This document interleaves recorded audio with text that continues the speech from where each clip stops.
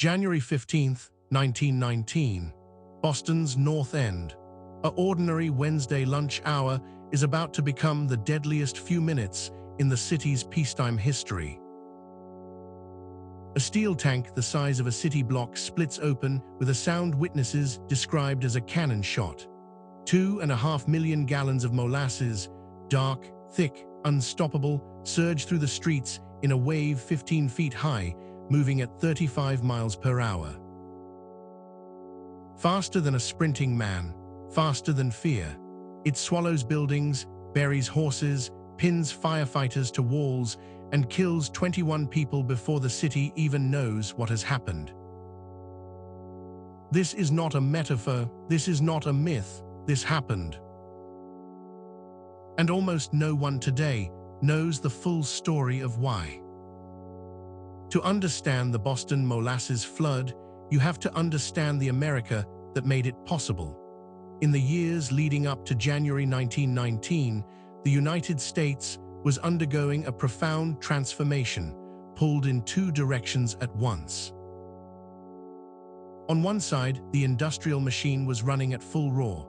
Factories, railroads, steel mills, distilleries, everything was expanding faster than regulation, faster than safety, faster than common sense. On the other, a powerful moral movement was gaining ground. The Temperance Crusade, which would culminate in prohibition just 1 year later in 1920, had already begun reshaping what could be made, sold, and drunk across the country. Molasses sat at the center of both forces. Fermented, it became rum. Refined further, it became industrial alcohol, which in 1917 and 1918 was desperately needed to manufacture munitions for the First World War. The United States Industrial Alcohol Company, USIA, had recognized this opportunity years earlier, and in 1915 they constructed a storage tank in Boston's Commercial Street, in the heart of the North End neighborhood. The North End was then, as it had been for decades, a dense, vibrant, working-class immigrant district. Italians, Irish, and Eastern European Jews lived stacked together in tenements that lined streets barely wide enough for 2 carts to pass. Children played in alleys. Vendors called out in 3 languages. The neighborhood pulsed with life. And now, looming over all of it, stood a tank 50 feet tall and 90 feet in diameter, holding a substance that in sufficient quantities, at sufficient speed, could kill everything it touched. The tank itself was a scandal from the moment it went up. Arthur Gell was the USIA manager overseeing its construction, and he was, to put it plainly, the wrong man for the job. Gell had no engineering background. He was an accountant. When the tank was completed in 1915, he signed off on it without a single stress test being performed. When workers reported that the tank leaked so badly that molasses seeped through the riveted seams in visible streams, the company's solution was not to repair it. Their solution was to paint it brown, so the leaks would be harder to see. Children in the neighborhood would scrape molasses off the tank's exterior with sticks and eat it. That detail alone tells you everything about how seriously the danger was being taken. Through 1917 and into 1918, USIA pumped the tank to its limits, racing to produce as much industrial alcohol as possible before the war ended and before prohibition cut off their market entirely. By late 1918, with the armistice signed in November and the 18th Amendment looming on the horizon, the company was in a desperate hurry. The tank was filled to capacity, approximately 2.3 million gallons, multiple times in those final months. Each filling added stress to a structure that was already, in the language of the engineers who would later investigate it, critically inadequate for the loads it was being asked to bear. The critical question that no one was asking in December 1918 was this: at what point does a tank filled with the wrong metal, riveted by the wrong hands, approved by the wrong man, simply stop holding? January had come in cold, as Boston Januaries do. But on the night of January 14th, 1919, A shipment of warm molasses arrived from the Caribbean and was pumped directly into the tank.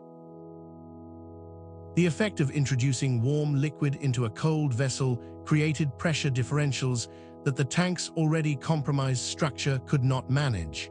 Overnight, the temperature in Boston climbed from 2 degrees Fahrenheit to 40. The molasses warmed, it expanded, it pushed. By midday on January 15th, Commercial Street was busy with its usual lunchtime traffic. Workers from the nearby freight depot were eating outside. A wagon from the city's Public Works Department was parked on the street. Firefighters at Engine Company 7, located just steps from the tank, had finished their noon meal and were settling in. A group of children had cut school and were playing near the tank's base, still scraping molasses from the seams, just as they always had. None of them heard what was coming, or rather, some of them heard it and had no time to understand it. At 12:40 in the afternoon, the rivets on the lower section of the tank began to fail. Not slowly, not one at a time. They went like machine gun fire, a staccato crack that rolled around the tank's circumference in a fraction of a second. Witnesses a block away heard what they thought was an elevated train derailing.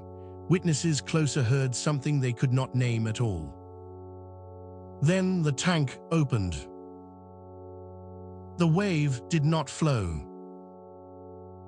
It exploded, 2.5 million gallons of molasses, under its own pressure, under its own weight, moving now with the force of a dam burst, took the shape of the street and filled it completely in seconds. The wave was 15 feet high at its crest. It moved, investigators later calculated, at 35 miles per hour. It hit the Public Works wagon and carried it 40 feet.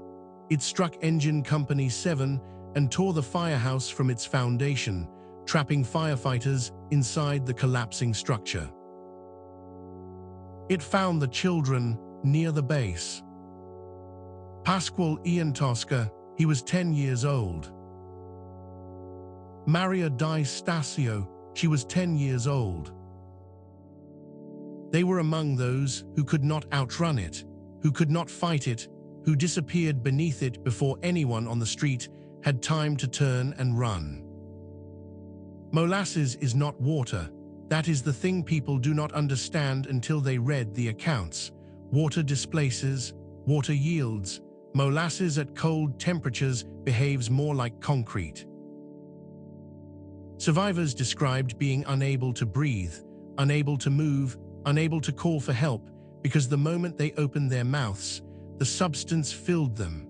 Rescue workers who waded in found their own legs seizing up as the temperature dropped and the molasses thickened around them. Horses trapped in the waves suffocated where they stood.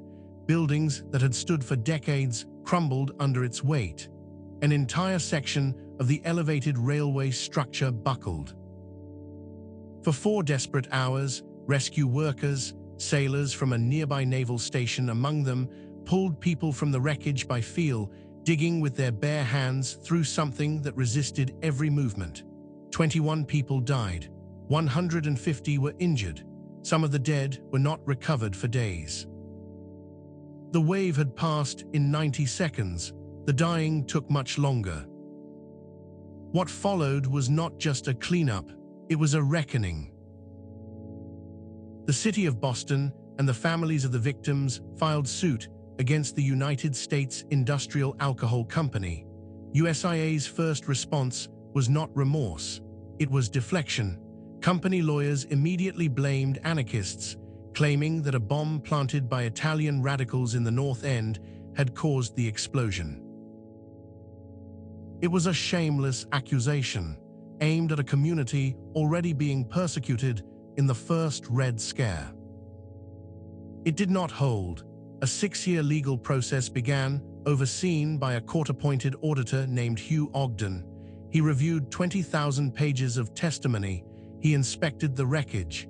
He commissioned independent structural analysis. And in 1925, he issued a finding that was unambiguous. The tank had been negligently designed and negligently managed. USIA was responsible. The company paid out nearly $1 million in settlements, roughly $15 million in today's money. It was one of the earliest successful cases of corporate liability for industrial negligence in American history. The Boston Molasses Flood had done something the disaster itself could never have intended. It established a principle that corporations could be held accountable for the consequences of cutting corners on safety. Massachusetts became one of the first states to require licensed engineers to approve construction plans. The standards that followed would eventually echo through building codes and industrial regulations across the country. The North End recovered. Boston moved on. But for decades, locals swore that on hot summer days, you could still smell molasses rising from the streets around Commercial Street. 21 people died because one company, chasing profit in the final window before prohibition, chose not to test a tank that every worker could see was failing, in a neighborhood where children scraped food off its leaking walls. The tragedy of the Boston Molasses Flood is not that it was unforeseeable. It is that it was foreseen by everyone except the people with the power to stop it.